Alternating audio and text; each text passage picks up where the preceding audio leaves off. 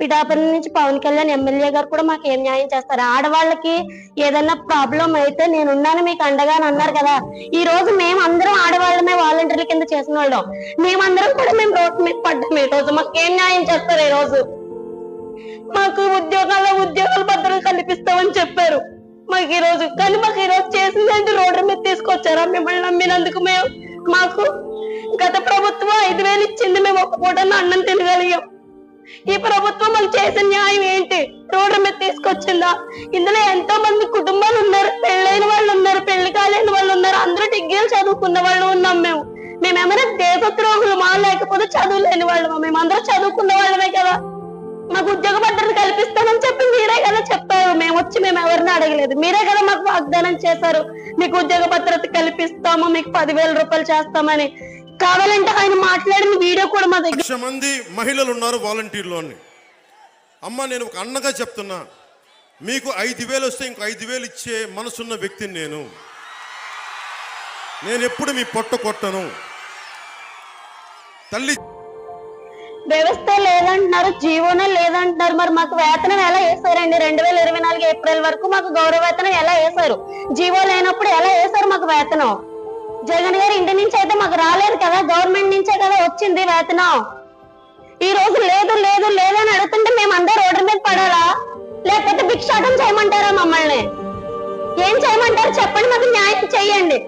ఆడవారికి మీకు న్యాయం చేస్తానని చెప్పారు కదా, ఆయన మాటల్లోనే కదా చెప్పారు. 5,000కి 5,000 నేను వేసిస్తాను, అలాంటి హృదయం నాదన్నారు. మరి ఈ రోజు రోడ్డు మీద ఎక్కామే, రోడ్డు మీద మీకు కనిపించట్లేదా? మా చిరు ఉద్యోగాల మీద మీ ప్రతాపాలు పిచ్చుకల మీద బ్రహ్మాస్త్రాలు చేస్తున్నట్టు ఈ రోజు మమ్మల్ని రాజకీయ పరంగా వాడుకుని వదిలేశారా? ఈ రోజు మమ్మల్ని మేము ఏం అన్యాయం చేసాం? మేము ఏ పార్టీకైనా సరే మేము పని చేస్తామనే కదా చెప్పాం. ఆ పార్టీ ఈ పార్టీ అని కదా, ఏ పార్టీకైనా మేము పని చేయడానికి సిద్ధంగానే కదా ఉన్నాం. మమ్మల్ని ఎందుకైనా రోడ్డు మీద తీసుకొచ్చారు? ఈ రోజు వాళ్ళు 5,000కి జీవో 23 నుంచి అమలు చేయలేదని అన్నారు. మరి 10,000 ఇస్తానని అన్నారు కదా, మీరు జీవో పాస్ చేయండి. మీరు పాస్ చేసి వాళ్ళు చేసిన అన్యాయం మీరు మాకు చేయకండి, మీరు న్యాయం చేయండి. 10,000 ఇస్తామని చెప్పి జీవో పాస్ చేసి మీరు నిరూపించండి. వాలంటీర్ వ్యవస్థ రోడ్డు మీద ఉంటే మేము కాపాడాము, 10,000 మేము ఇచ్చి మేము జీవో పాస్ చేస్తామని మీరు మాకు చెప్పండి. అంతేకాని రోడ్డు మీదకి ఎందుకు తీసుకొస్తున్నారు మమ్మల్ని? ఏ వర్క్ ఇస్తానని చెప్పి తీసుకొచ్చారు. మాకు మీకు ఉద్యోగ భద్రత కల్పిస్తానన్న ఇదేనా ఉద్యోగ భద్రత? ఆడవాళ్ళ రోడ్డు మీద తిరగడం మా ఉద్యోగ భద్రత? చెప్పండి. ఒక్కొక్క ఫ్యామిలీ వెనకాల ఎంతమంది ఉన్నారండి? 4-5 ఉన్నారండి. మొత్తం అందరూ రోడ్డు మీద కదా. ఈ 2,65,000 మంది మీకు ఇస్తారేయడం అంతా. మా వెనకాల ఎంతమంది ఉన్నారు? మా వెనకాల మా కుటుంబాలు లేవా? మా గోడ మీద అర్థం అవ్వట్లేదా? చెప్పండి, మాకు ఏం న్యాయం చేస్తారు? మేము ఇలా రోడ్డు మీద ఉండాలి, మాకు ఏం న్యాయం చేస్తారు?